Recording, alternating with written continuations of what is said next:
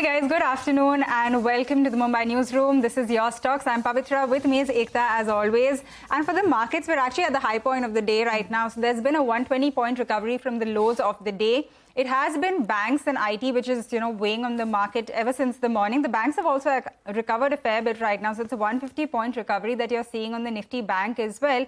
But Ekta, I guess the good news today is that the mid and small caps are doing a lot better, which is why you still have a positive advance decline. Hi, Pavitra. Yes, absolutely. We have the small caps, which have not done too badly as well on a week-to-date basis. It's up around 1% And we have the mid-cap index, which is managing to hold its head above the water. So up around 0.12% currently for the broader markets as compared to the Nifty, which is down around 38 odd points. But important to note that there's been a significant recovery which has taken place for the Nifty from the day's low as well. So there is some amount of buying which is taking place at lower levels. But joining us this afternoon, we have Astha Jain, who's a senior research analyst at HEM Securities, and Ruchit Jain, who's a lead research at 5paise.com.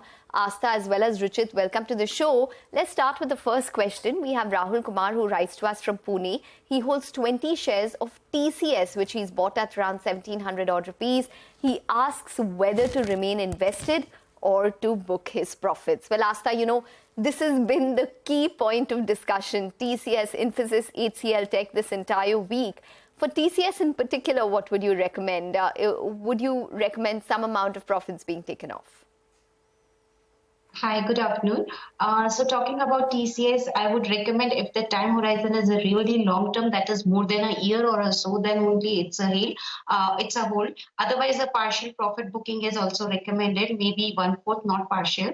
Then because what happened, the results, although they were not so good because BFSI and retail verticals were not able to post strong growth. Although the deals, whatever they have announced, that was, up to the mark, that is $11.2 billion of the deal. So healthy deal pipeline is there, but all that will be useful in the longer term. In the shorter term, we might see some sort of a pressure because ultimately the industry tailwind is now not working in favor of these IT companies, especially if we see the US economy. So my whole stance here is that if the long-term horizon is there, that is also only for 1 year or so, then only hold. Otherwise, book some profit. Okay, and he's gotten in at a good price as well, right? 1700 is, of course, he's making good money on this one. What would you recommend on this, Ruchit? And, in Q2, if you look at TCS, the stock has done very well. Actually, a lot of the IT stocks ahead of their results did quite well. Would you recommend staying invested in this or, booking some, at least part profits? Yeah. Yeah, hi, very good afternoon to all of you. Well, I would recommend to continue to hold on to the stock. So ideally, I'll just start with the Nifty IT index, so that would give a brief overview of what the entire IT pack could do going ahead. So after a consolidation of about 1.5 year around that, below that 31,000 mark, we recently witnessed a good breakout about 31,000, 31,600. Now, all this, because of all these results, we have seen that the index has retraced back towards that support zone, which was earlier the resistance. So I think until we see a breakdown of below 31,000, I don't think that the IT stocks would see any kind of major price-wise correction post this initial reaction of results. There may be some consolidations or time-wise correction in the short term, but looking at his buy price, I can of course guess that he's a long-term investor and he has a very good margin of safety at current levels. So my advice would be to continue to hold on. On the lower side, 3,400 is a very good support for the stock. Till that is intact, there is no problem with the broader trend for the stock. And on the higher side, you can at least expect targets towards 3,800 to 3,850, where again you can take a review on this one. Okay, all right. So that's the view coming in on TCS. Let's get to another query, this time from the Nifty space itself. We have Jay Ramesh, who writes to us from Tamil Nadu, holds 20 shares of M&M, the auto company, which he's bought at 500 rupees. He is a long-term investor, wants to know what to do, whether he should hold or sell at current levels. Well, it's given returns of around 25% on a year-to-date basis. What do you think, Ruchit? Do you think M&M has more to go from these levels? And, what would the upside target be? I mean, 500 is a great price to enter. definitely a great price, and I really congratulate him for having such a long patience. But yes, the broader trend for the stock is still positive. There are no signs of any kind of reversal in this trend in most of the large cap auto names. So auto index also is good, and the M&M also has been forming a high top high bottom structure technically on the weekly as well as the monthly charts. Now, if I put some retracements on the previous correction, then on the longer term charts, the target for M&M is coming somewhere around say 1800 odd levels. So I think no, it's still good to hold on, ride this trend, and maybe around 1800 would be good levels to again take a review again on this one. Okay, got that on M&M. Astha, what do you think about this one? There's been this whole SUV mood, right, which is probably one of the factors which is helping M&M as well. Do you think you should stay invested, considering, I'm assuming that this person has a long-term kind of horizon here as well? Yes, I think there is a lot more reason to stay invested for the price target of at least 1700 at the initial level, and maybe further upside can also be there. So M&M, we are quite positive. Maybe buying on dip strategy can also be implemented in this stock if its stock falls further, because we have seen they have posted strong numbers in the quarter gone by. In fact, they have a rising market share. I mean, the volumes have picked up, and they have launched 7 new OGA tractor models. And I think not only in India, now they are planning it outside also, India, that is overseas also. So I think if more product launches will be there, then definitely it will help company posting strong financial performance, especially on the top 10 front going ahead. So that's why we are also very positive on this counter and recommend hold. Initial price target can be set at around rupees 1700. And then maybe 1800 can also be set in the longer term. Okay, very positive on M&M. The next query is also from the IT space. It has been all about that, like Ekta was pointing out. Devendra Sharma writes to us from Chandigarh, and he says he wants to invest in IT companies. He's asking which company he should look at and which one he can invest into. Asa, what would you recommend? We have earnings from three of the bigger tech companies which are out. So tell us, what would you recommend to someone who's looking to get into this space? It could be more than one as well. The first recommendation is that just wait for the results, let them come out, and then take a call. Although we are positive on the mid-cap IT space rather than large-cap IT space, in the mid-cap IT space, we are positive on emphasis. So I think one can take a look over there. But the broader call can be taken only after seeing the results, because the kind of volatility we are seeing, especially the kind of movements we are seeing are post-results. So I think the safer strategy would be after results one can take entry into, but at present moment of a time, if we have to go with one IT stock, then we are positive on emphasis and HCL Tech also, based on the results which they have already performed. These two stocks are looking good to us in the IT space.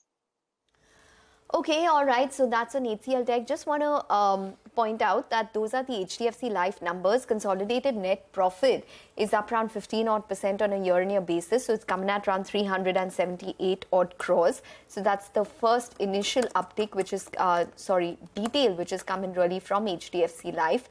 15% growth is what they have reported in terms of the net profit, which is coming at around 378 odd crores. Astha, would you have a quick view on this particular company and the numbers? Talking about annualized premium equivalent APA, I think that has shown a strong growth. So that really needs to be seen, and the margin expansion might also be there. So I would be looking after these two parameters also, which we believe should be on the stronger side. But at the prima facie, I think we need to dig deeper into the results, and then only we'll able to comment more on that on the price target wise. Okay, all right. We'll wait by for more details. As of now, we just have preliminary estimates. Just to give you a sense, the gross premium, the estimates were that it would probably rise around 14% year on year. So we're waiting by for more details on that. The new business premium was expected to see a healthy growth as well. So let's see what they eventually report. But nonetheless, as of now, we do have the profit figures that we're working with, where the profit has risen around 15% on a year-on-year basis. All right, that is on HDFC Live. By the way, it was going into its results also a little bit weak, right? I mean, if you look at just the past 1 month performance for this one, it is down around 4%. Some of the other, let's pull up some of the other life insurance players as well so you can see what's going on over there. SBI, for instance, in the same time that I was talking to you about, has also seen some cuts. That was down around 2%. But this one does seem to have gotten a little bit bigger of a cut. Right now, the stock is holding up, but we'll wait by for more details on that one. In the meantime, let's take a quick break. We'll answer a lot more queries when we come back. But before that, over the past few weeks, we have been bringing you all of the action on the Samsung Solve for Tomorrow 2023. In fact, we met each of the 10 teams, the best of the best, and got a glimpse of their unique out-of-the-box ideas. And it's all now boiled down to the grand finale, where the top 3 teams were crowned as winners. Here's a look at some of the key highlights from the finale. Good evening, ladies and gentlemen, and namaste, swagatam.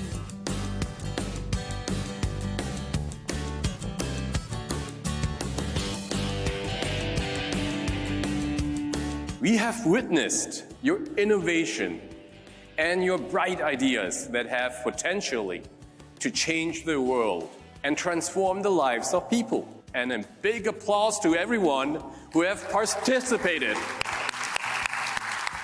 Ladies and gentlemen, it is the grand finale of the second edition of Solve for Tomorrow 2023. There were 10 teams participating.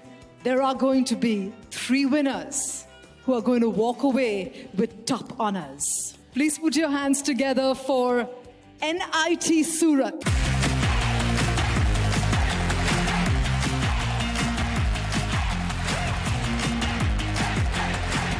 Without further ado, please put your hands together for Team Stemley.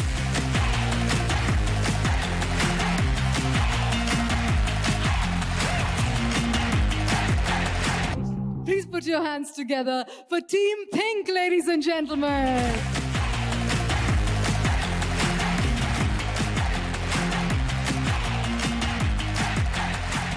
NIT Surat, Stemley and Team Pink, awarded with rupees 1.5 crores.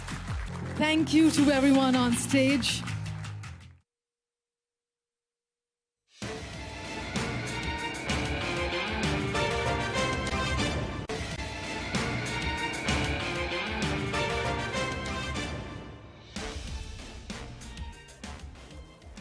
Welcome back. Well, for the markets, it's definitely recovered quite significantly from the day's low. The intraday chart should tell you more. It's down only around 14 odd points for the Nifty and around 200 odd points for the sensex. To put it into perspective, when we started the show, the Nifty was down around 30 odd points. So there has been a recovery which has taken place. And as you can see, it is at the high point of the day. But what is not doing too well is HDFC Life. As you can see, there's been a little bit of a reversal which has really taken place in terms of the stock performance. As you can see, the stock is down around 0.6% ahead of its numbers. Just when the profit number was released, the stock was holding up with a gain of around 0.5%. The stock itself is up around 9% on a year-to-date basis. That is the value of new business margin, which is coming at around 26.4%. So that is lower, I think, on a year-on-year basis. The India embedded value is up around 19% on a year-on-year basis. So these are a couple of details which are trickling in. The VNB margin was expected at around 26.8%. So it's come in line with expectations. We'll wait by for the absolute figure as well. The street is anticipating around a 10 to 12% year-on-year growth in terms of the value of the new business. Yes, so it's come in with a growth of around 4 odd percent. That is actually lower than expectations because the street was anticipating around 12% growth, and it's come in with a growth of around 4 odd percent. So that's probably where the disappointment is coming for HDFC Life. All right, so that is the stock. It's continuing to fall almost 1% lower on that one. Like Ekta was pointing out, the VNB was expected at around 860 crores. It's coming at just around 800 crores. We'll wait by for some more details. In the meantime, we still have Astha as well as Ruchit with us. So let's try to get in a few more queries right now. We have Rakesh who's writing in, and he has an investment in Indian hotels. He says he holds 20 shares of Indian hotels, which he bought at 100, and he's asking if he can buy more. So, of course, he's seeing a very good profit on this one. Must be holding for a while as well. Astha, what would you recommend on Indian hotels, especially at a time like this when you have the festive season coming up, you have the wedding season coming up, you have the World Cup which is underway. Do you think the hotel space is a good one to be in? Yes, sure. And basically Q3 and Q4 are always the good quarters for all the hotel companies. So I think we can expect this company to perform strongly on the financial performance front going ahead. We are expecting the top line CAGR growth of around 17%, and that is from FY23 to 26. While we are very much positive on the bottom line growth also, that is around 27% CAGR from FY23 to 26. So looking after this, and the management is they are quite working on making company the debt free. So again, that is looking very strong to us because their focus is on making the balance sheet more strong. In fact, they are targeting the EBITDA margin of 33%, which again is looking very strong to us. So I think the future is also looking very much promising for this counter, and hence we recommend hold on this. Price target can be set at around 460 at the initial level. Okay. Ruchit, would you have a view on Indian hotels? Yes, the overall trend for many of the hotel stocks are still positive. Even Indian hotels, we have seen that the price up moves have been supported by good volumes, where in between corrections which are there, we have not seen any kind of higher volume sell-off in that. And key averages support is coming around 400, and even that is intact in the recent time-wise correction which it has seen. So I would recommend to continue to hold on the existing positions, even if you want to buy fresh over here. I think the risk-reward ratio is quite favorable. You can go long, but keep a stop loss below 390 on the fresh long positions. And he can expect targets around 450 to 460. Okay, 450 to 460 is where you can look at a target for Indian hotels. One final query before we wind down. We have NV Rao who writes in from Visakhapatnam. He says he has 100 shares of Marksans Pharma at 126. So the stock is currently at around 111. He wants to know the future prospects of his investments. I think the buy price is pretty high here because this is stock which has done well, right? Ruchit, if you take a look at a one-year chart or something, it's up around 90%. What would you recommend to someone who has invested at a higher level here? I think as the buying price is at high levels, but we have already seen one correction post forming a high of around 120, 122. Now the support base has been shifted high to 100 rupees, which is the recent swing low as well as 100 EMA support. So till it is above 100, I think it's worth waiting for a pullback move towards at least the cost price. So when it comes around the cost price, just have a relook at the stock and take a view again. But for now, I would advise to continue to hold with the stop loss below 100 rupees. Okay, all right, Ruchit as well as Astha, we're going to let you go on that note. Thanks very much for joining in and taking us through all of the details in terms of the queries that we got. HDFC Life, in fact, has moved to the low point of the day. So just want to point that out, down around 1.2% currently for HDFC Life. So maybe there is that disappointment which has come through with regards to the new business premium. And you can see that on the stock.